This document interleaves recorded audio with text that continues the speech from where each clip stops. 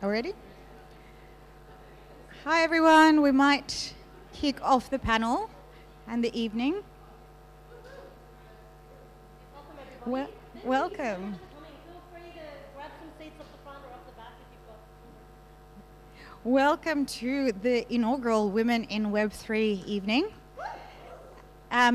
Before we start, I would like to acknowledge the Gadigal people of the Eora Nation, the traditional custodians of this land, and pay my respects to the elders, both past and present.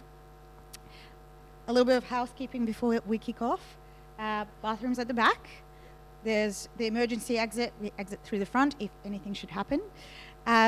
And tonight should be a very interesting evening. This is the first event, hopefully of many.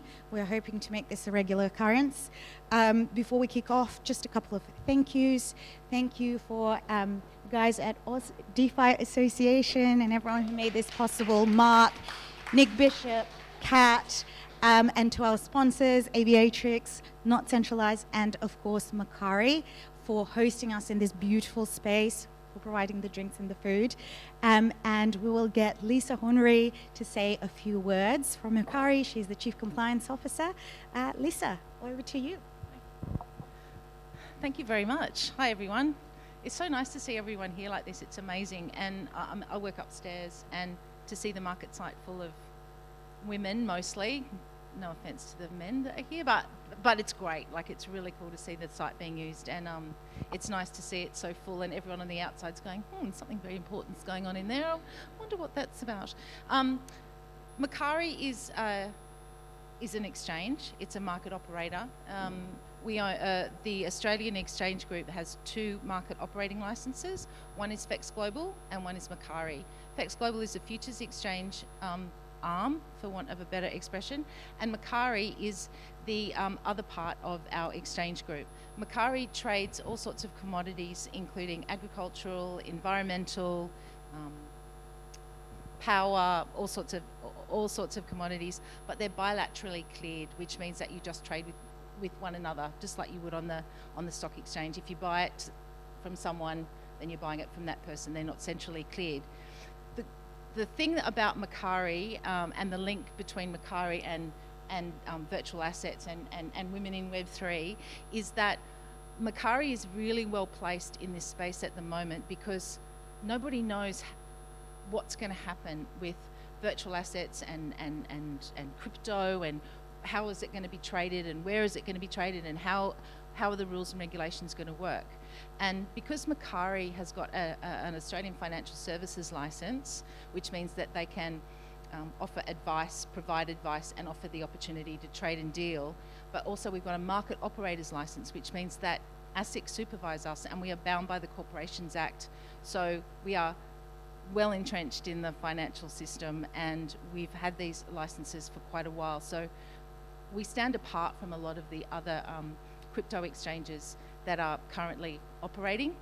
And the best part too is that then we get linked into the regulatory spaces, and so we can we've taken part in some of the government conversation that's happening about regulation, and we're always watching what's happening on the international arena, because as we all know, it doesn't happen on Twitter or Discord or somewhere, then it probably doesn't happen. So we're always looking out for that.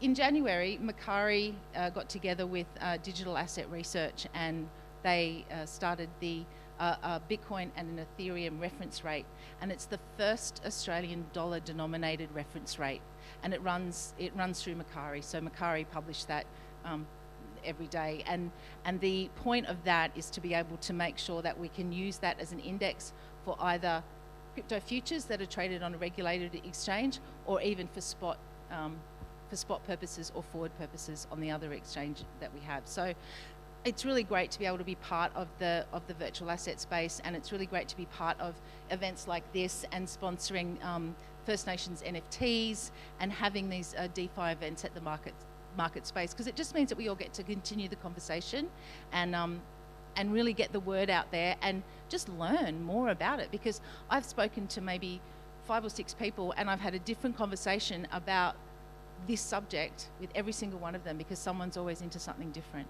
So Makari's really happy to be part of this and really proud to be a co-sponsor in this event, and I just wish everyone a great evening. Thank you very much. Thank you so much, Lisa. Right, so on to the main event. What we wanted to do here today is basically have a panel and invite some women to talk and share about their experiences in the space and also share their expertise. And when Kat and I were discussing sort of what to put together for this event, we were talking about the fact that women don't want to talk about being a woman in Web3. What they want to know is the particular expertise of women who are working in the space, how you got into the space, and share the knowledge. So today we've put together a panel, hopefully of people from different parts of Web3 who are working on different interesting projects, so we can all learn from each other. Moderating the panel tonight will be Kat Dunn. Kat Dunn is a humanitarian capitalist and the founder of advisory firm Aviatrix, which advises Web3 ventures on their impact strategies and aligning with the UN Sustainable Development Goals. Kat started her career as a capital markets lawyer at Clayton Ewitts and worked in various senior roles at Perpetual Funds Management before moving into humanitarian space as CEO of Grameen Australia, the local replication of Grameen Bank, which won the Nobel Peace Prize for alleviating poverty through microfinance. Welcome, Kat. Thank you so much. Guys, can we give it up for Leah DeShico, who's the reinventor, head of investor relations, also the creator of this event. I just wanted to welcome you, all you ladies here tonight. We actually have a youngest lady, is 2-year-old Charlie, who's up there in layer 2. This is a family-friendly environment, so thank you to Karen Phil, who's helping out tonight, so that Patricia can be in the audience off the bat. It's really awesome to have you all here at the Keystone Hub. Thank you so much to Makari for sponsoring and also Oz DeFi Association for really supporting this event. We've got a panel of amazing women and we're going to be deep diving into what they do. I know that it's a bit of a mixed audience. We have some people here who've been in the DeFi and Web3 space for some time and really keen to dive in, and there's others who are in Web2 looking to move into Web3. And there are also others not dissimilar to myself only a few months ago that are very new to the space and trying to learn about what Web3 is. So hopefully the conversation can cater to a range of different exposures to Web3. I actually have a lapel mic, but I'm told to speak into the other mic, so please indulge me. I would love to invite our panelists up to the stage. We're going to start with Lisa Wade, who is the CEO of Digital X, a company that believes in a more open, transparent and efficient world through blockchain technologies. She has more than 30 years experience in finance and financial markets, and a strong background in blockchain project development and funds management. Everybody give it up for Lisa. And then our second speaker and panelist is Vanessa Lee Matz. There she is, and you're welcome to come to the stage, Miss Vanessa. It's Dr. Vanessa, is from the Yupangathi and Meriam people of Australia. Vanessa is the co-founder of Cultural Embassy and also the founder of Black Lorikeet. Cultural Embassy has the aim to use the digital future to rewrite the past. Vanessa connects cultures to economically empower First Nations societies and minority populations through digital technologies globally. Her outcomes, among many, include development of social policy frameworks, developing and evaluating economic and employment projects for women, Indigenous data sovereignty and governance frameworks, research, and leading the implementation of First Peoples culture into digital technologies and the Web3 as a means of preserving culture and preventing suicides. Among other awards, recently her work in suicide prevention earned her an Acknowledgement Award from Suicide Prevention Australia in 2021. Ladies and gentlemen, Dr. Vanessa. Our third panellist is otherwise known as Crypto Karen, Karen Van Eden. Karen, can you come to the stage and take the third seat, please? She is an Oz DeFi OG, having worked in the corporate sector and for a range of government agencies in Perth and Canberra, and more recently as an assistant director for the Federal Privacy Regulator in Sydney.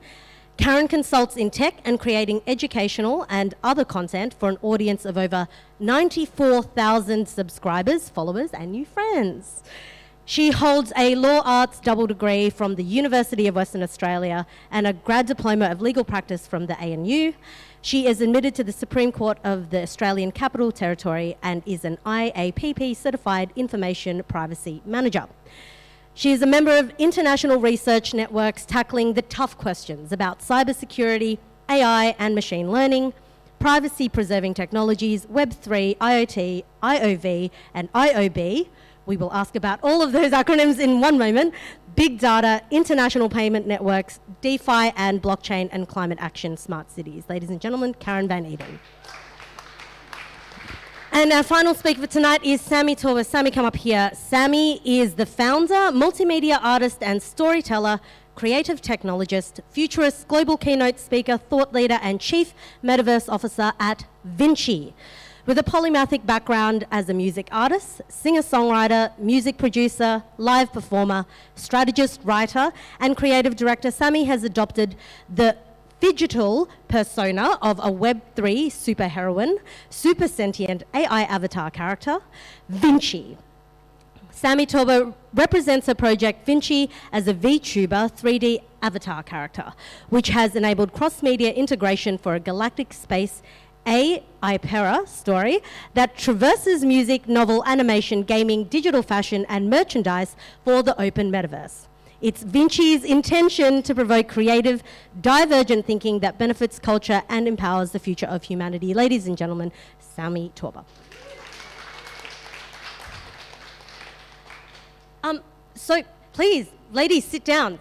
This is going to be a conversation. We're going to ask a few questions and the audience will have an opportunity to do Q&A as well afterwards. But firstly, just to get to know each of you a little bit better, I might start with you, Lisa. Can you tell us about yourself and how you got into Web3? And I might ask. Well, I'm feeling quite boring right now. Web3 finance is just like one tiny little sliver. How did I get into Web3? Well, I just became fascinated with what isn't in my CV is I'm a very passionate impact investor, and I became very fascinated with how the technology could be used for financial inclusion and my impact work. And at the time, I was working inside of a bank, and obviously those types of ideas are hard to float. And so I started just building real-world applications and developing projects, and Hannah's here, the inventor of the original piece of paper that created a digital twin, which has now become part of folklore in tokenizing loans and all different kinds of digital assets. So it really started there, and I'm fascinated with all of the ways that we can democratize things like art and artists getting paid and human rights and equality, and just bringing that to the table. So seeing as I'm so boring, you might want to...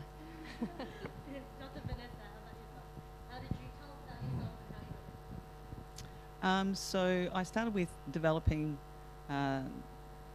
Black Lorikeet, cultural brokering, and I did that quite a few years ago, about 5 years ago.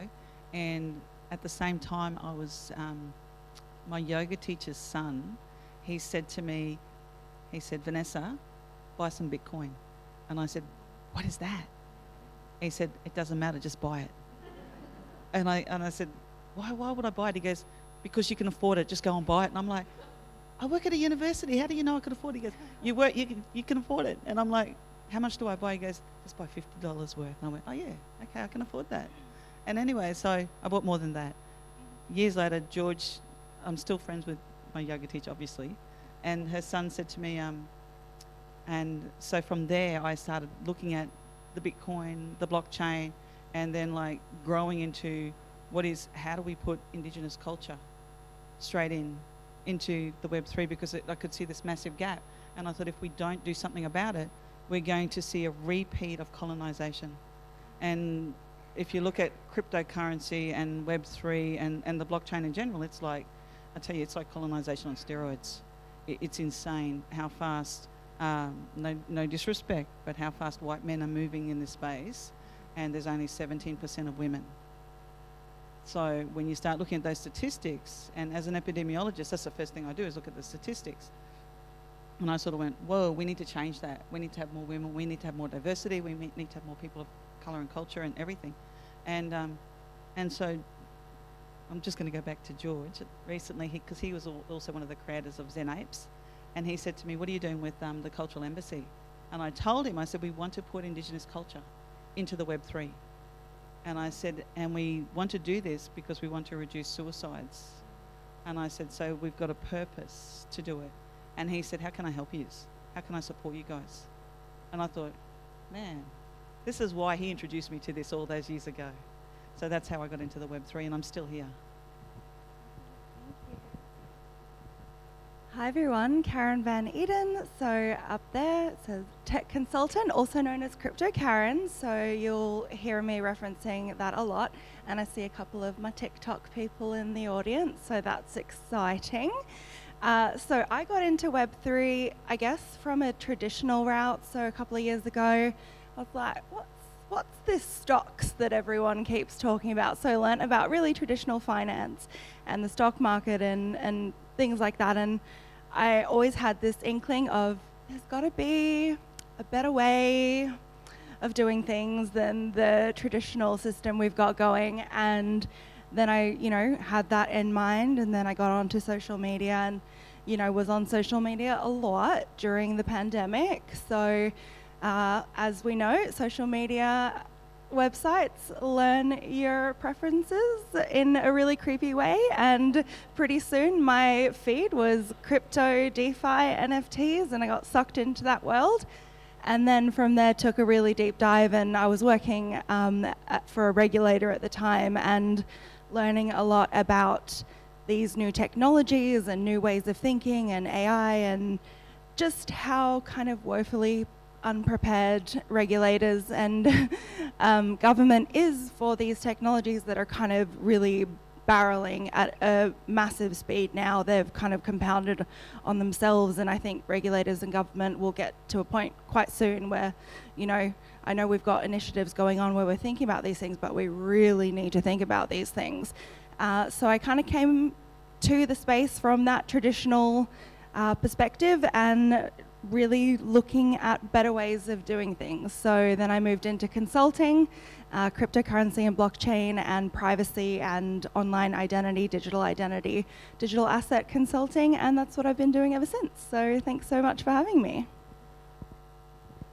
Wow, it's just such an honor to share the stage with all these incredible women. I just want to shout out to all of them. And I feel like what unites us all, even though we've got completely different fields and all that, is empowerment. And so I guess where I can speak from is a creative's perspective. So hi, I'm Sam, and my project's Vinci. Why did I call myself Vinci? Well, it was inspired, I'm not saying I'm like Leonardo da Vinci at all. I took the name and reinterpreted VNCCII because I was inspired by the pursuit of a polymathic mind. And I guess it's that curiosity in the mind of a growth mindset, and always pursuing knowledge, even if you don't know, throw yourself in the deep end and immerse yourself. And so as a creator, I came up as a singer, songwriter, performer, and I wanted to have a more technological surrounding in the sense of being able to produce my own work. So of course, then with that polymathic mindset inspired me to become a music producer. So it was around 2017, I then came across a company called it's a Sydney company, actually, Emanate, and they were looking to disrupt the traditional music industry in terms of the blockchain and being able to track royalties because of the blockchain's transparent immutability. And, coming from a music perspective, notorious, centralized streaming platforms, I won't name them, but, it's really hard to trace the royalties compared to the blockchain. So, of course, I was really fascinated by that, and I read the white paper. I had no idea about crypto. It wasn't my thing, but that's how I got into it, and it was just this rabbit hole, no pun intended. There's a great rabbit holes, great learn to earn, by the way. And so I've just had this growth mindset since then, and with the avatar thing, well, that was back in 2017, I was looking for an identity for my project, and I saw the convergence, you were talking about convergence of AI and all of that. I saw the convergence of the gaming industry with the music industry. I'll get to the finance in a second, but and so I was I'd love to have an identity that I could adopt that kind of separates from me. And unbeknownst to me, I was kind of adopting the mindset of the metaverse back then in 2017, and I guess crypto in a way, because we all have crypto usernames and all of that. So that was the path, and fast forward to now, And, we've got the Web3 creator economy and NFTs, which is super empowering for artists and complete game changer. Like, there's an energy of a creative renaissance movement. And I'm just so happy to be here and meet you all and in this community, because I find what unites us all is this the inspiration to disrupt and to empower one another. And the great thing is, rising tide lifts all boats. It's like a bit of that WAGMI mindset. And yes, I agree, we need to work collaboratively with regulators, because it can feel a bit like the Wild West in crypto and Web3. But I do see value in these new revenue models for a creative. Thank you very much, Sammy. I'm going to try this again, guys. Indulge me one moment. All right. Cool. Lisa Wade, I'm going to ask you a couple of questions because you and I share a background in TradFi, a few of us do in the audience. So you've moved from TradFi to DeFi or Web3. Can you talk a bit about Digital X, what it does, and what you see as the important differences between that opportunity and where you're going? Yeah, so Digital X, we really play at the intersection of finance and technology, and what we're really about is the concept of on-ramping people into Web3 in Web3 finance, and creating safe spaces for people to be able to transact financially.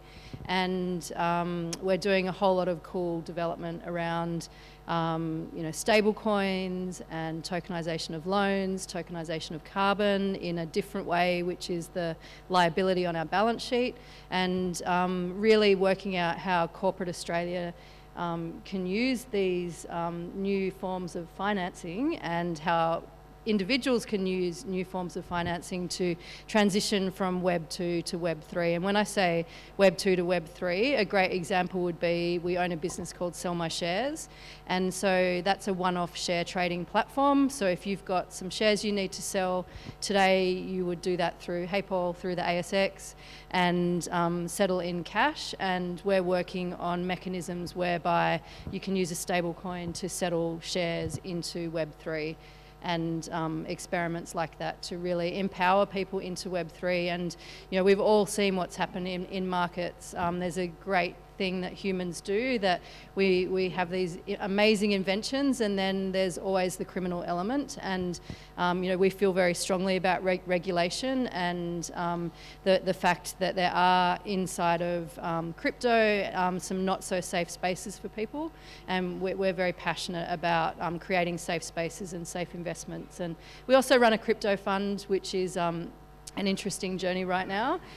So we're right in there with every movement in the markets, and I find that quite exciting actually, because being a former trader, I've never seen market volatility like it. But there really is this interesting concept that there are two worlds out there in crypto. There are these tokens that are actually building real world infrastructure for the financial rails of the future, and then you have the headline companies that are raising money, not really doing anything, that may or may not be called things like Ponzi schemes, which we don't call people out for that. We just note that is happening.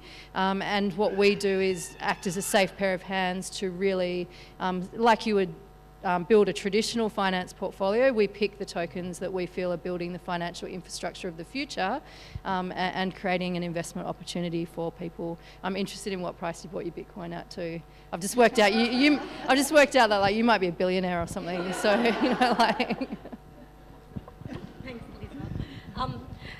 That's actually really interesting, because Digital X is in the regulated environment, right? And so there are a lot of people that are looking to Web3 and, DeFi to unlock capital away from traditional capital sources. You can see many of these in the impact projects. I know a few overseas that are issuing NFTs, for example, to fund affordable housing programs, and then securitizing the rent in building those houses in order to give investors back a yield. But of course, then you get into the dilemma of, well, if it's in an unregulated space right now, to what end do I want to take a risk, create this impact now, but then be caught down the track. So many people are really curious about what it's like running a blockchain company in a regulated environment in Australia, no less. How have you found it? What have been the biggest challenges, and what's something that's really unexpected for you in embarking on this journey, as you are really at the forefront of the regulated blockchain space?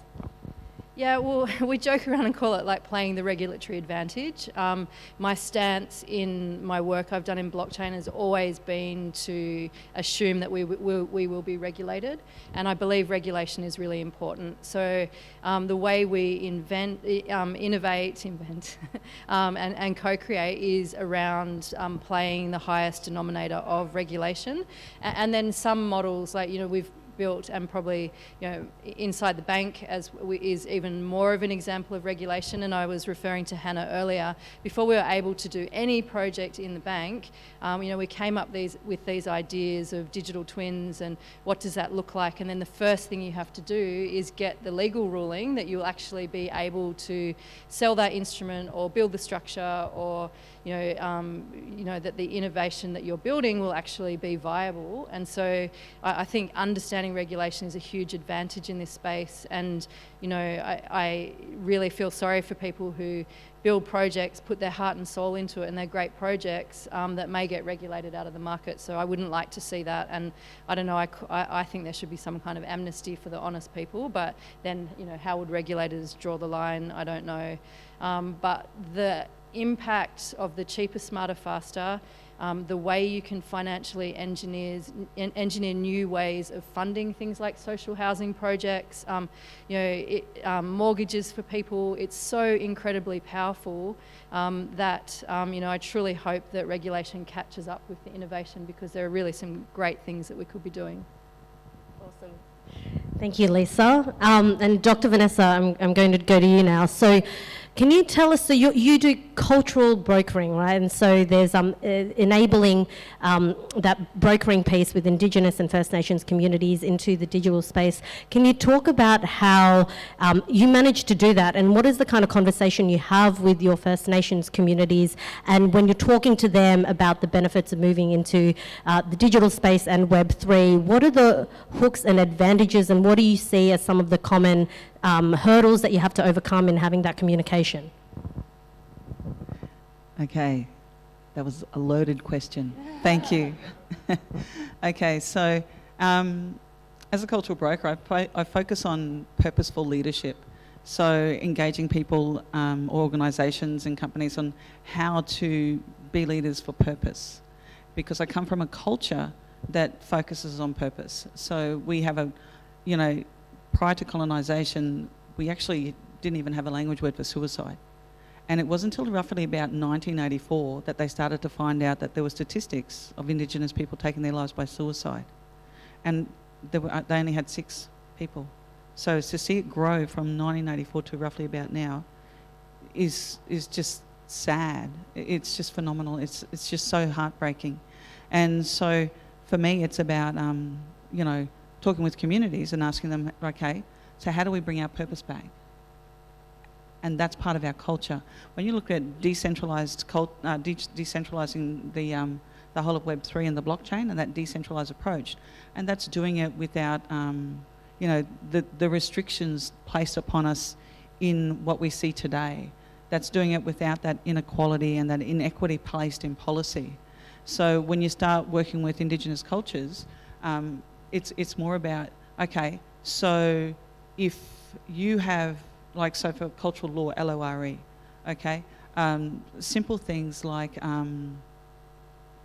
we have a law of invitation. You don't just turn up. Like, it's really interesting in our culture, you literally have to be invited. If you go to visit somebody and you're friends with somebody's wife and the husband's home and the wife isn't home, you don't go inside. You actually go back home. And when the wife's home, you're allowed to go back and visit, or she can come and visit you. And what this does is actually, there's transparency in relationships. It reduces any opportunities to cause harm. And so these purposes in the culture and these law, LORE, are really, really important. And so when I look at these pieces and I look at okay, so we currently live in a world where harm, it just seems to be, like a sip of tea. It's just thrown around like sugar and doing harm to others. And when we started, I was talking to my team about it for the Cultural Embassy, and I said, we need to think about how we bring our culture in to the Cultural Embassy, into the Web3. And we went through, looked at it at the web, like at the Cultural Embassy, and we said, right, how do we do this? How do we bring our cultural in? Because our culture is already decentralized. And the law is already decentralized. You already know what the consequence is. And it's not about going to jail or whatever. You already know before that point of making that decision. You already know what's going to happen. Okay? You already have this connection with the earth, with the land, everything around you. There's a connection, there's a reason for everything. So when you start bringing that into leadership and start bringing that into like the way we're actually building the Cultural Embassy into the Web3, our hope is to see some really serious change. One, we'd like to, see it as giving people hope. And when people have hope, they start to not think about taking their lives, but not getting into depression and anxiety, because the biggest thing and the biggest indicators in our physical world is depression and anxiety. And recently I was reading that statistically there's more women and young people now being bullied in the Web3. And to me, I think, geez, we can't work fast enough. We need to put something in place so that young people don't feel like they want to take their lives again at another level. And I look at how we're basically digitalising our culture. We've gone around and we've talked to communities. We're still doing that. That's an ongoing conversation. We talk to different art centres. We talk to different families, large community groups. I get on the radio. My colleagues get on, we're on NITV, National Indigenous Television, National Indigenous Radio. Yes, we do exist. And we also, and we just get on and we talk through all the social media that is Indigenous social media. I mean, we're only 3% of the Australian population. Put that into the context of the world. There's not a lot of us, but we're a culture that has survived 65,000 plus years for a reason. And we start bringing that knowledge into the Cultural Embassy, then we also start seeing a platform where people are on equal ground.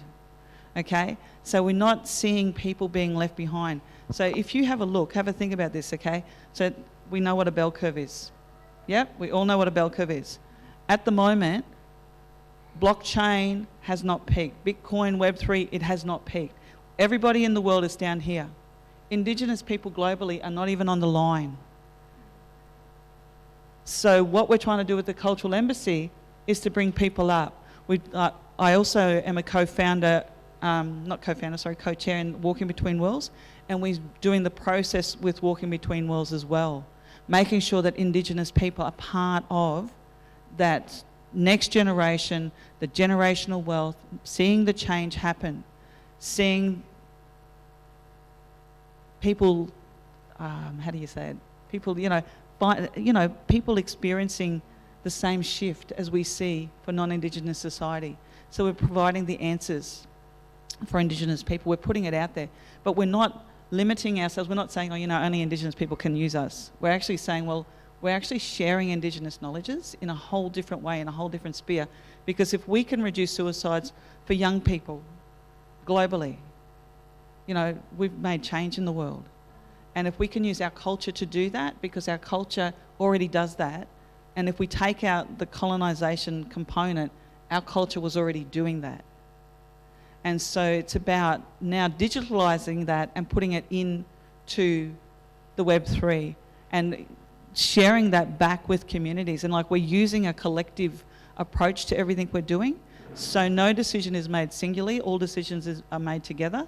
And I think it's brilliant, I think it's fantastic. Investors that we've approached have been similar to Sam from GiveTree, similarly to where we've asked charities to be part of our conversation, to be part of our group, because we want to, we believe that there's, if we can teach people through the Cultural Embassy and the Web3, perhaps they'll take that back to the physical world. And we'll start seeing that shift, and we'll start seeing the change happening. Because we're not doing that in the physical world at the moment, and we're just seeing increases in depression, anxiety, and and suicides amongst all populations in the world. So it's just making that change happen gradually. And so if we can, that's what we're doing. That's it. Thank you so much, Doctor. That's actually such an important point, and I'd like to ask a follow-up question because many of you would know that in many ways the ideal of Web3 is to restore a balance, to solve some of the challenges created by a dominant culture of toxic patriarchy and colonialism that infects Web2 and other sort of industrial mindsets. One of the things that we're going through now is we're seeing increasing interest in regulating Web3, and one of the debates that's being had is, well, are we simply translating broken Web2 legal and other paradigms to the Web3 context and retrofitting a Web3 context for something that we already know, even if it is broken and no longer fit for purpose? What wisdom would you love to impart upon, say, regulators or people doing this kind of thinking that would be really important for them to consider as they are playing this vital role in shaping the future of Web3? Many people might say we are at a crucial point where it can fork to either accelerating the problems that we see now or emancipating us from the problems we see now. So what wisdom would you impart from them based on what you know? I think one of the really important things to remember is that so they've started doing, the regulators in America, it was passed, a two-page bill was put to Senate and passed, right? Now, no conversation with diversity, minority populations, nothing. It was just put there and put up. In Australia, we're starting to see a similar process happen. We're not seeing the conversation happening with, now Australia's a multicultural country. Whether you like it or not, Australia's a multicultural country. And we're not seeing diversity included in that conversation at that level. We need diversity included. It's not enough to say that we do not have a qualified Aboriginal person or a qualified Asian person or a qualified African person. That doesn't cut it anymore. Like we already know that we actually do have those qualified people. We've come a long way as a country.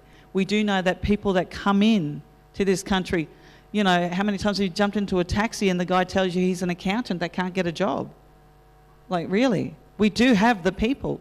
So it's about having the conversation with the people who are people like us, people who use the platforms, and also people that are new to the platforms. One other thing I will also say is, recently I was having a conversation with an art centre, and I said to this one, one of those moments where you just go, what? You're not doing that. So I'm talking to this guy in the art centre, and he's the manager of an art centre, right? I was at the Cairns Indigenous Art Fair, and I said to him, I'm talking to the artist, and they were telling me how they've got a contract with the art centre, and the contract with the art centre says, and it's like many art centres around the world, it says that the medium of material that they produce their art on is what the art centre owns, right? So if the art centre, right, so if the artist is a visual artist painting on canvas, right, and they give it to the art centre, that's what they should be selling. Now, what is happening in Indigenous communities in this country is that the art centre is taking a photo of the artist's work and turning it into an NFT. That is theft right there, and the artists aren't even aware that this is going on. So more education needs to happen to all artists, not just Aboriginal and Torres Strait Islander artists. This is dangerous ground. And those regulators, as much as they're saying, oh, we're worried about, the biggest fear of regulators is that big banks will no longer be as private. All of a sudden, they have to be transparent. You can get on the blockchain, you can sell an NFT, and you can watch the sale. You can watch it. You can watch with that unique identification key, you can watch where it's going. And now you can see where your money's going, and you can see the resale, and you can see the percentage you're getting back. You can see all of this. And this is what we're saying to the artists. So now, even though the regulation is really good, it's actually, if we're serious about making the change, we actually really need to bring in the people, the very people at the forefront. We need to bring in the artists in the conversations. We need to bring in the women, the children, everyone who's involved, who's going to be impacted, which is the whole world. It's not going to be a group of people impacted. We're talking about the shift going forward. So it's about making sure that everybody is part of that conversation. Especially, look, and I will say this again about the artists. I was really shocked when that art manager said to me, like, he was like, oh, you know, I've taken a photo. And it's like, you stole from the artist. And I said, well, how much does the artist get back? And he says, 80%. I said, no. How much does the artist get back after you take the photo, take out your administration costs, take out the art centre costs? How much does the artist get back? I said, does the artist even know what is the unique identifier on the NFT or the cryptocurrency or anything that's happening here? How is the artist being looked after? And that's one of the things we're actually focusing on in the Cultural Embassy. We're actually like, okay, we've got a whole arm just looking at IP law. Because one of my colleagues, Bibi Barber, is an IP lawyer. So we're really making sure, well, she's not quite, she's got 4 subjects to go, but she's nearly there. But we're making sure that IP law is part of our stream. And it's really important to educate each and every one of us in those regulators. Thank you. Thank you so much, Dr. Vanessa. And on the cultural theme, I'm going to move over here to Sammy, because we're in the middle of a cultural revolution, a modern renaissance, digital renaissance, so to speak. I mean, when you think about what NFTs do, they're the convergence of art, science, technology, finance, and no other time have we seen such a convergence other than that time in the Renaissance. Can you talk to me a bit about the metaverse and why you decided to move into that medium, and what messages are you able to advance as Vinci that you can't as Sammy Torba? Such great questions, and I really respect what you were just saying about artists not knowing like their worth, and I mean that's kind of how I fell into the space of the metaverse as well, and the Web3 creator economy with NFTs, like just the concept of revaluing ownership and scarcity. I think what we've seen with Web 2 and as well, like from a creator's perspective with, streaming platforms for music, it's unfortunately it's devalued the asset. And I mean, it's a good thing for accessibility, but at the same time, for the middle class creator, I mean, they say the top 1% of artists like on a certain streaming platform are the ones that actually make a decent living. So, it is a cultural renaissance. And with the metaverse, I feel like it's not what Zuckerberg was rebranding to Meta. That's just like what kind of catalyzed the mainstream narrative. But that it's really about this concept of progressive decentralization, which relates to the blockchain. It relates to NFTs, and to me, NFTs are a great way to activate community. And so, how does this impact me as an artist? Well, they kind of say, like, is it Kevin Keller's 1,000 True Fans? But that's what they're saying. Like, you don't need to have like millions of streams or whatever to make a decent living. So NFTs are a way to activate a community of loyal collectors, and it's more about it's that co-creation and like active co-creative relationship that you form with these amazing humans. Like they're kind of like crypto usernames, and then you get to meet them in real life as well, because there's just so much utility that you can you program into the smart contract. It's really up to you for how with your sort of art, no matter what medium, like you want to have that relationship with the community. And so NFTs can be like a portal to the metaverse, if that makes sense, because there's a lot of digital content creators, and all of a sudden they're able to monetize their art through the blockchain and these peer-to-peer decentralized networks. And so people, when they think of NFTs, they think generally speaking, like if you haven't been in the space, like a Bored Ape or like a cat or some JPEG, but it is so much more than that, because it's like reforming what equity also means. So like when you think of a brand, like I don't know, Nike, like you think of their equity, but recently like they acquired Artifact, and Artifact, they were just like these digital creators that did very well and were very early to the space, and they created these clone JPEGs, but it wasn't just JPEGs. What they ended up doing is creating these identities for people. Like you could become like a content creator and get access via the utility to these 3D files, and more so than that, it's like access to a membership community. So if they're doing a music event or a fashion show, like all of a sudden you're making friends with people all around the world, and you get access to a tokenized gate to a Discord channel. And say you don't know much about crypto or Web3, that community's there to help educate you. So NFTs are like a portal to the open metaverse. It's this progressive decentralization. We don't want the Wild West, but at the same time, we want to feel empowered as creatives. Thank you, Sammy. Now, this next question is to Crypto Karen, and I want to explore the contrast between your work as a privacy regulator and, of course, as an educator with a very large social media following on TikTok, and you obviously have a great profile there. Can you talk to us about some of the opportunities and challenges from a privacy perspective in Web3, either as you as a person and what you've seen as a educator in the space, and also as in the regulatory context? Sure, so great question, and very honoured to be on this panel. Really interesting listening to all you ladies. So it was interesting working at the regulator and having my side activities as Crypto Karen, and then kind of building a consultancy, and then what became my consultancy when I went fully into the Web3 world. It's really interesting to see where privacy and security and identity will go.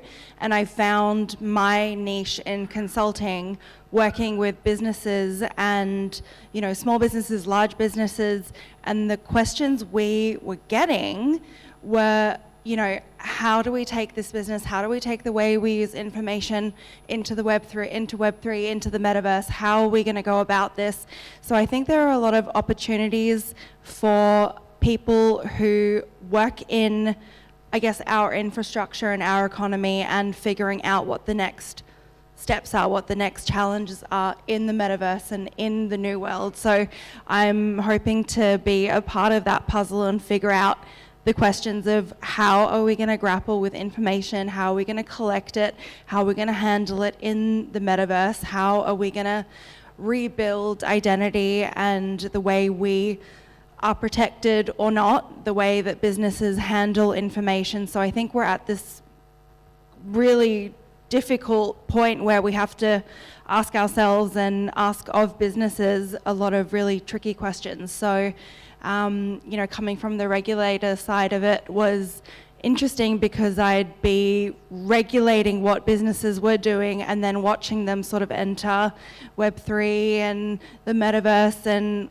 kind of diving in, and like Artifact and Nike and, really sort of typical Web2 companies entering this world. And I'm just like, I just hope you've considered the risks and the pitfalls of security and privacy and information, being the new oil and being the new gold.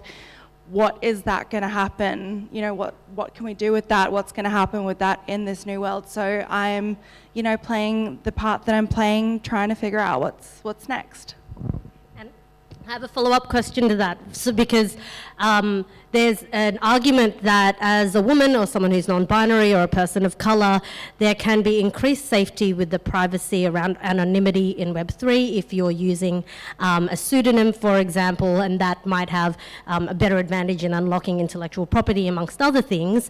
Do you see that argument as being mostly true, or do you see that in this world of, changing identity or hidden identity, that the risks outweigh the benefits? I think it's an interesting one, because I think you can't harness it and use it the way you want in a way that you are protected as a woman or, someone in the space if you don't understand it. And I think that's where educators come in and play a really important role, so that these opportunities aren't missed and so that they are harnessed for women and minorities, so that we aren't missing out in this next wave of technology and financial wealth and industry, because it's typically we've been sort of left behind. So education is really important, and that's another thing I'm working on as well. And I can see some other really amazing educators in the space in the audience. And you know, it's a whether it's on TikTok or, you know, through courses or whatever, I think that's a really important aspect, because you can't use these technologies and use these new ways of thinking to your advantage and profit from them and be protected and be safe if you don't understand what's happening. So I think that's really important. And we're going to open the floor up to questions. We've got about another 15, 20 minutes, but I have one last follow-up question for Sammy, Vinci. So what can you say as Vinci that you can't as Sammy? I realized you asked that last time and I didn't answer that. Great. Yeah, no, it's a really good question. What can I say as Vinci? Whew. I mean, so Vinci's a character. She's a fictional character. So forming this identity, I've always been fascinated by a superheroine, so that's why I curated her as a superheroine. And actually, I'll get to the answer. The way I positioned her back in 2018 was that she was like this super sentient AI character, because I was, like you, I was thinking about the future and like the convergence of AI and how that's going to impact humanity. I would think I was reading like The Singularity is Near by Ray Kurzweil and Super Intelligence by Nick Bostrom. So if you go down that rabbit hole, you're going to be thinking a lot. And so I was like, what's like my core, I don't know, driver for like why I do what I do as an artist, a purpose beyond, it's beyond the monetary, it's beyond just the detachment from ego, or whatever. It's a higher mission, and it's, I keep saying this word, but it's empowerment. And you know, like when you think of a superheroine character, because this is Vinci talking, you know, no one's perfect, and every superhero goes through their own adversities, right? They call it the monomyth, the classic storytelling, the hero's journey. So as I was, you know, embracing that polymathic mindset as Sammy, trying to keep learning in all these different areas every day, you know, you're going to have adversities like everyone. And so, but you need to have that higher mission for why you do it. And as I see technology is going to impact our lives, as humans, we want to take control of that narrative, right? We don't want technology to dictate our lives, right? And so that's like the biggest thing I want people to feel when they consume the art in whatever medium I do is you write your own story, you write your own narrative, you take control, and don't let technology dictate your life. You are in control of the technology. Thank you, Sammy. Very, Vinci, very empowering messages there. Audience, anyone have any questions for our panelists? Feel free to share. I've got the mic and we'll run it down. Yes. Hello, Jordan. Happy Spender. Hello. Thank you so much for sharing all of your thoughts. Lisa, my question's for you. And that you sort of mentioned earlier, we have to learn how to differentiate between the really great tokens and then the Ponzi schemes. But how do we actually discern the differences between the two, and what's kind of, I guess, an easy way for the average person to be able to differentiate between great tokens and not so great tokens?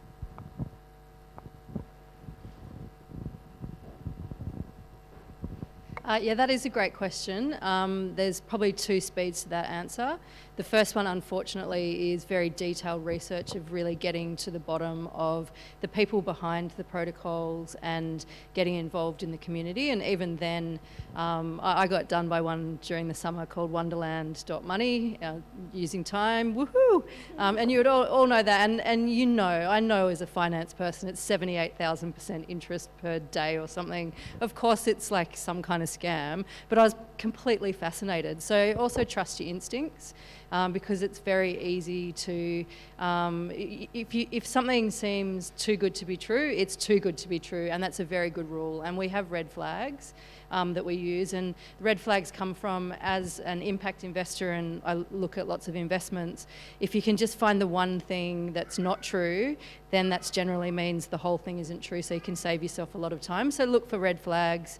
There's even one in the top 20 right now that I'm watching. It's up to number 4, and it's got, like, it's not dishonest, but it has a death spiral programmed in, and it's up to number 4 inside the top 20, so you just have to do the work. I can't say I'm I'll tell you after.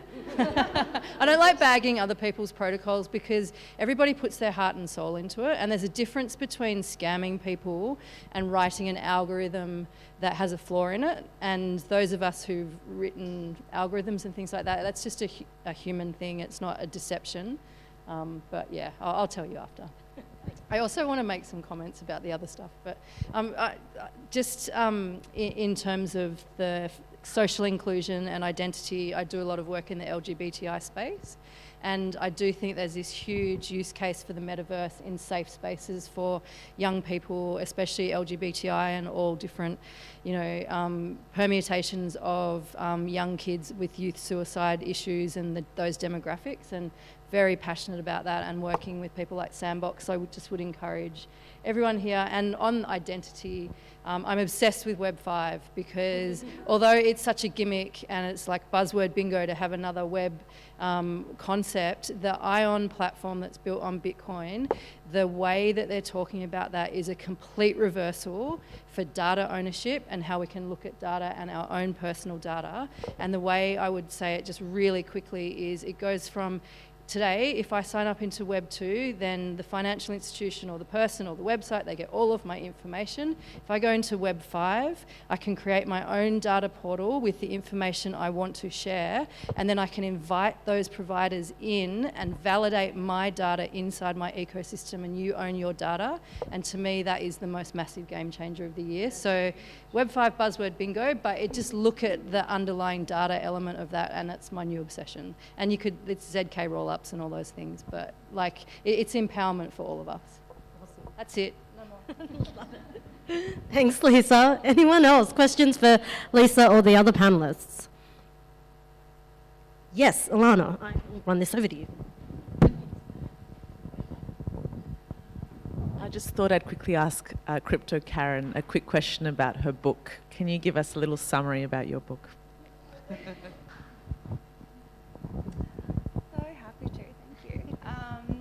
So over the last couple of years, I did write a book called The Beginner's Guide to Cryptocurrency and Blockchain.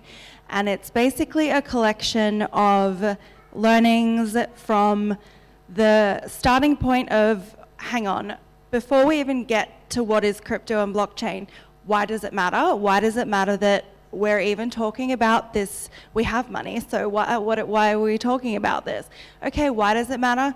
Okay, now we're moving into what it is, and it's a reflection of my very slow, fragmented learning process on TikTok, and then kind of self-teaching, and then doing courses, and then I wrote this book wanting to save people, particularly women, because a lot of the work I do online is directed at getting women into the space. Wanted to save them 3 years of being too scared to ask the basic questions, and all the learnings that I kind of picked up from here and there. So it takes you through what is crypto, what are all the differences, what are all the different ways we can use it, and then going into blockchain, into the underlying technology, where else we can see uses and the power of a new technology and basically why it matters. And the fantastic Alana over there has 2 copies of my book, and I think she's handing them around. So have a look and let me know if you have any questions. Very happy to talk about it, can talk about it all day, all night. Add me online, happy to talk to you there as well. It was a lot of fun writing it, but I was real tired for several months after it. So it's really great to have it in my hands and, to have this collection of beginner's knowledge, and I hope it is helping people and helping bring them into the space, and particularly those that have not yet found their safe space to ask questions and to not even, you can't learn about a whole new field, a new topic, if you don't even know where to begin, right? It can be so intimidating at the start. I think a lot of us who are familiar with the space now are like comfortable with it and we've learnt so much, but at the start I remember being, really anxious and really overwhelmed, and that can put you off learning a whole new space. So hopefully it's a helpful resource, and yeah, very happy to talk more about it. Thank you. Any more questions? Yep.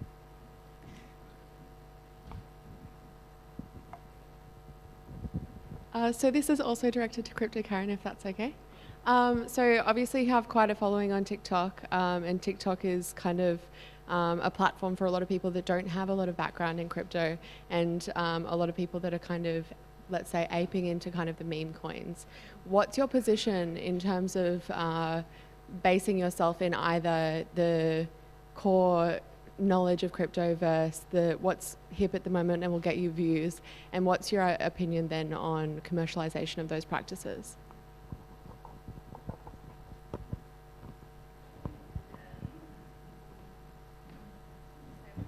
Thanks so much. That's a great question. And I think goes to what Lisa was saying as well about scams and, meme coins and things like that. And I think it can be so easy to be drawn into those kinds of influences that pump things, and you don't know what their motives are, and you don't know where their interests lie. And I think on social media platforms, that is a really big pitfall and issue that can catch a lot of people, and people can ape into things and be influenced by. So I think that it's really important that social media has important controls around that, and there are certain things you can and can't say, and luckily platforms for the most part do enforce that. And if you talk about you're offering investment advice and you're not a qualified investor, that can be taken down. And I think platforms are getting a bit involved with that now, which is really good, because bad news online and then you can go for that and fall for that, and that can be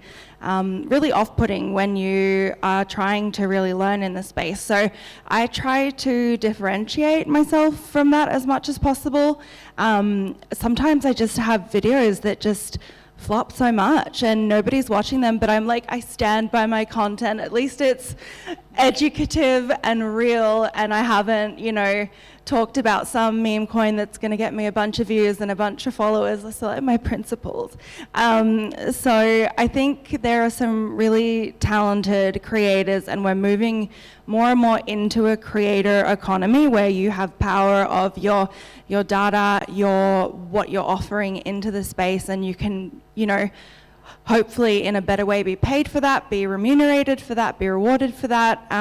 But I would say be careful who you follow and who you listen to, and where possible, look at their credentials, look at where they're coming from, and possibly try to figure out their motives. What are they selling you? And is that someone you really want to be listening to? But I got into it just from my social media feed, talking about it and wanting, from there I just wanted to learn more about it. So I think overall, talking about this space online does more good than harm, because we need more people aware. We need more people, particularly women and minorities and things like that I mentioned, have missed out last time. We need more people involved.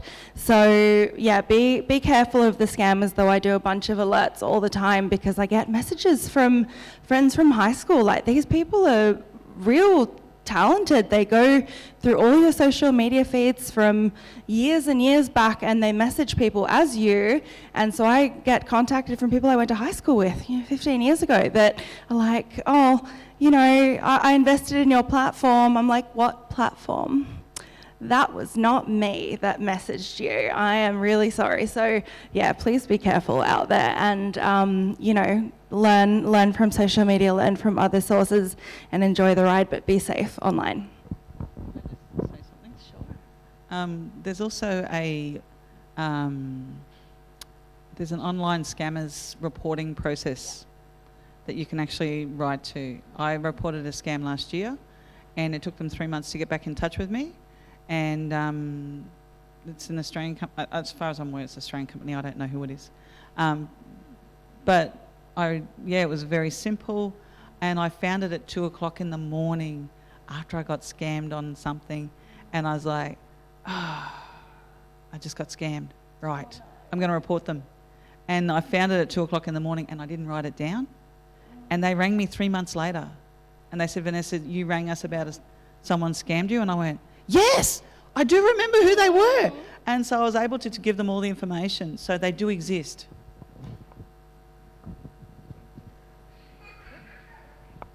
Hi, my question is for Vanessa, and I just wanted to know, we talked a little bit about education. I mean, this whole thing has been about education really, and how you're seeing this can really work if you get more artists on board and you get everybody participating.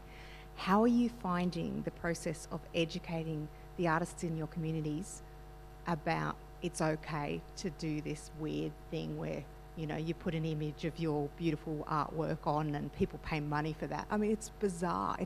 It's conceptual rather than tangible, you know? So that's hard. I think that's hard to communicate. How are you going with that? Thank you. So I'm doing a lot of, when I go to communities, I stay for like a few days. And I'm sitting with people individually and having discussions individually. Recently I spoke to 2 women that were basket weavers. And they said to me, how do we get our basket weavers into NFTs? What does that mean? And so I draw it out for them because, you know, I come from a culture that visual learners. And so I do a lot of drawing. I draw it all out. Sometimes I draw on the sand and I just draw it out and I explain step by step. We could spend 2 or 3 hours talking about that, and I'm drawing it on the sand. And then, like, you know, with these basket weavers, I sat there and I said, you can take a photo. And I said, there's people you can work with. I said, honest people you can work with. I said, I'm happy to put you in touch with whoever you like and link you up. And I said, because I said, I don't link somebody up unless I've looked through their credentials as well. So I know that whoever I'm going to link the artist up with, I said, this is what we want to make sure we know. And I said, and at the same time, this is what you need to know. I said, I've got a whole list of things that you actually need to ask before you even sign a contract with anyone, before you do anything. And I said, and I've also got, there's some documents from IP Australia, Create New South Wales has got quite a few documents, and I linked the artists across. And then I also say to the artists, like, if you want to have further conversations, because, you know, some of the artists, like these 2 basket weavers, they were in their 60s, and so they never got to finish school because of assimilation policies in Australia. So these are 2 women that can't read and write, but they can weave. And so having the discussion with them and telling them how they can then convert their woven baskets into an NFT was a really interesting process. You know, like we had lunch, we had afternoon tea, still talking, but it was worth it. It was really worth it because at the end of it, they said to me, I want to do this. And because my point to them was, you know, once we put this into the blockchain, it can't be undone. You know, so your great-great-grandchildren are going to know that you did this piece of work. It's recorded. I said, so you're recording something that's been taught to you traditionally and you're sharing it. And I said, now, you know, we're sharing it with the world. I said, so it takes your whole piece of work, your processes of understanding and what goes into the weaving to a different level. And so that's what I've been doing, having those conversations, whether it's weaving baskets, whether it's some guys I've been working with, he does carvings, wood carvings. Another guy I've been working with, he does masks, face masks. This other guy, I've got to tell you, this other guy, he was at the Cairns Art Fair and he had a computer set up, right? And you had to go, it was augmented intelligence. It was just brilliant. You had to go over, scan the barcode, come back, and like the painting was of some fish, but on your screen you saw the fish leave the painting, and then you see this big tuna coming after the fish, you know, and then they all do dance around on your phone. You're watching this on your phone, and then the fish go back into the painting. That is where we're going. That is an incredible piece of work. Like this this guy from the Torres Strait, his name is Toby Cedar, incredible piece of digital artwork, augmented intelligence, you know, and when you see that, and then he says to me, now how do I put this into cryptocurrency? And I'm like, okay, let's talk more. I know some people, come on, let's do it. And he said, yeah. He said, how do I do this? And so it's about having that conversation, breaking down bit by bit what people can do and how they can do it. One more? Oh, you've got one from the online. We've just got a question online, and then there was one last question up the back, and then Leah has. All right, so that's the order of events. We've got this question from the Google Meet. We've got people online as well, guys. So thank you very much for typing in. The question, I think, is to you, Vinci.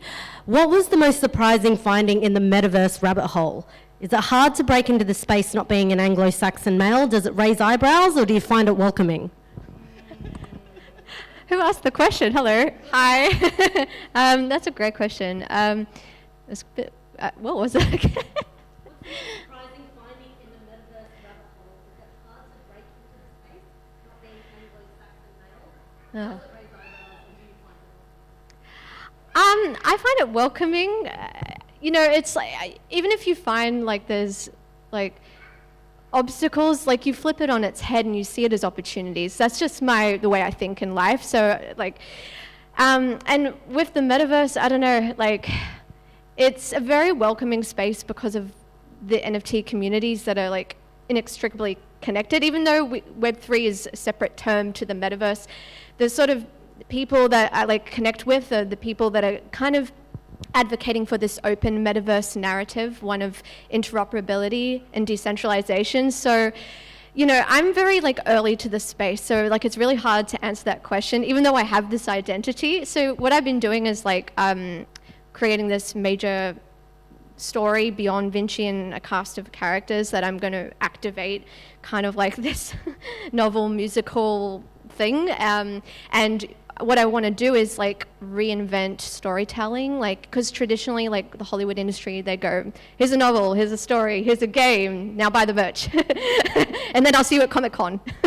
But like what I'm trying to do is like flip it on its head. And so like I do appreciate great linear storytelling, but I also appreciate like gamification and like people as communities, like, and the non-linear narratives that can emerge, which is why I kind of talked about Artifact earlier. And you can become a content creator if you're a member of this community and you own that asset, you are that identity.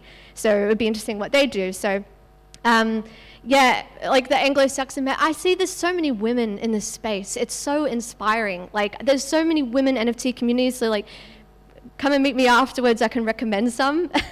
And it's just really empowering because like, yeah, there's so many of them coming into leadership roles, and I think that's really important because, as I said, you know, it's so early. Like the metaverse isn't, even though it's such nebulous term, right? Like what is it? To me, it's like when our physical lives catch up with our digital ones, and it's real time, it's spatial, it's the 3D internet, and that doesn't really exist. We see glimpses. We have, I call like, kind of what Kathy Hackle said, she's kind of known as a godmother of the metaverse, and I met her and I had her on my podcast, and she says we have metaverse moments. So coming from the angle of a woman, you know, and seeing other inspiring women in the space, like now's our time, come on, like to stand up, you know, and like, I don't know, form communities, empower yourself, educate yourself, because nothing's crystallized and this is our time.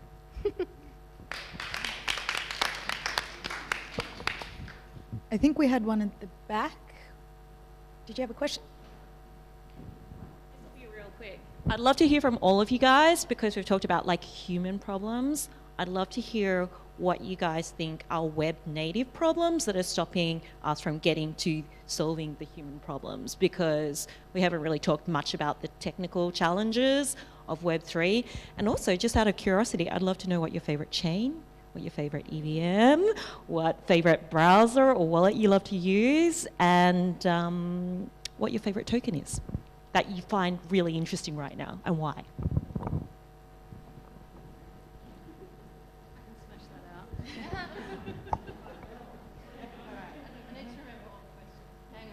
Okay, I'll go backwards. Favorite token, I'm going to fuck this up now. Okay, right now my favourite token is Matic because they just came out with ZK rollups. Favourite chain, Polygon, because they just came out with new ZK.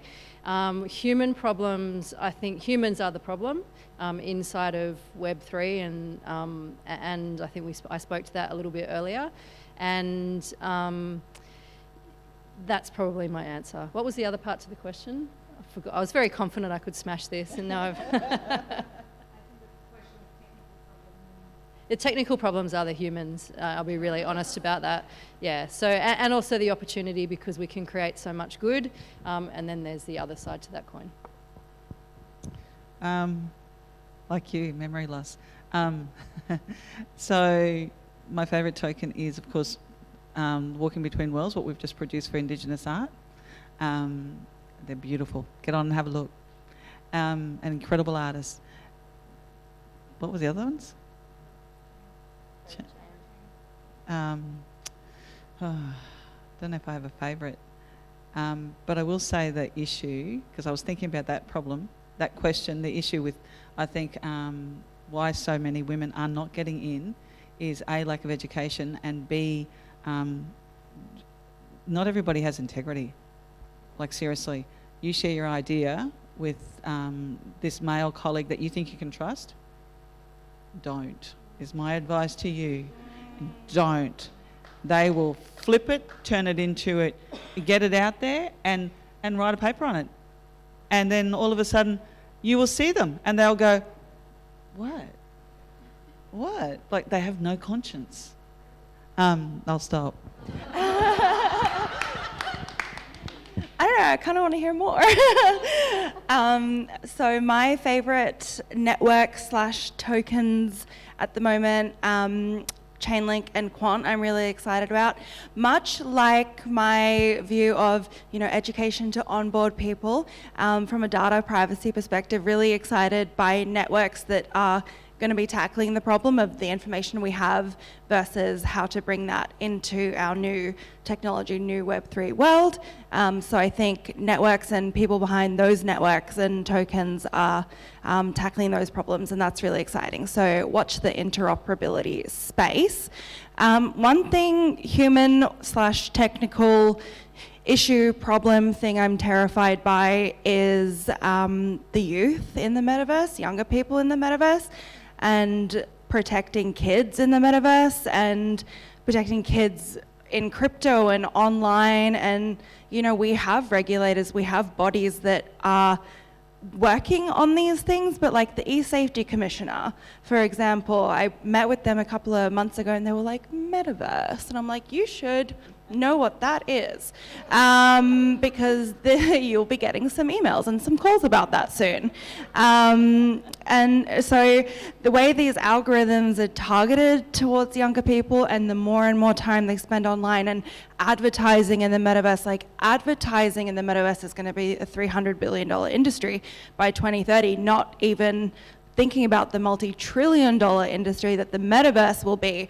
And so I'm like, who's looking after young people online in these spaces? And that's a human / humans are behind the technology driving these things, like going for the young people in these spaces. So that's one thing I am always going to be concerned about, and I hope we take the opportunity to do it the right way and hopefully have some protections that we really need. So, thanks. So good. Oh my goodness, there's so much to think about. I'm not here to give financial advice. I'm a creative, first of all. And secondly, what I've been seeing as interesting projects is, on the Ethereum, Polygon, Solana. I'm very fascinated by play to earn as well. And I was looking at the Star Atlas game just casually Friday evening with a glass of vino and reading the white paper. I don't know what you do on a Friday. But yeah, I really agree with what you were saying as well about SSI, self-sovereign identity. I think about that a lot. because that's why I'm in this space as well, beyond the whole creative thing. It's like, just fundamentally as a human, I am my data is me. That's what my friend Krista Kim, who's an amazing NFT digital artist, she says that, and it's so true. We should be able to know who's exploiting our data, or we should be able to at least earn from that, you know what I mean, and have that protection. So I'm interested in that. I was researching, there's a company, Crown Sterling Limited, Robert Grant. I was interested in his white paper. It was talking about quantum encryption, over my head, but I'm fascinated by what the future holds, because there's so much to learn. And how is that going to affect us as humans with our self-sovereign identity? And in terms of the metaverse, I agree. Safety, regulation, ethics, it can feel like the Wild West, and I have so many companies come to me talking about digital twins and digital fakes and all of that. So just be safe out there, and that's why I think SSI is important. How do you know if you're a 10-year-old in the metaverse that you're talking to a chatbot digital fake or a human, right? And so I think about that a lot. Thank you so much. Okay, I think we're going to wrap this up. Could we have the next slide? Thank you everyone for coming along tonight. This is the first of hopefully many events that will be happening. If you have any feedback, please let us know. We would like to iterate and make this better. If you have any suggestions on speakers, topics, etc. What we did very quickly before the event is created a LinkedIn group for you to be able to stay up to date with events that are happening and any news sort of specific to women in Web3 events. So we've got Oz Crypto Convention happening in September. That's in Queensland. It will be on the Gold Coast, and we'll be running a Women in Web3 meetup there, and there will be some Women in Web3 and diversity specific panels. So that's the next event coming up. We're hoping to do a Women in Web3 similar to this event in Melbourne as well. So if you have anyone in your wider network, please spread the word, and all of this will be posted on this LinkedIn group. And yeah, thank you very much everyone for coming along. And one last thing is, Kat, thank you so much for moderating today, for doing an amazing job. Kat is moving to Western Australia shortly, so we just wanted to say a huge thank you for everything that you've done for Australian DeFi Association, for all of the moderating over the months and all the events that you've been part of. Thank you so much. We really, really appreciate you. We've got a little something for you to say thank you and farewell.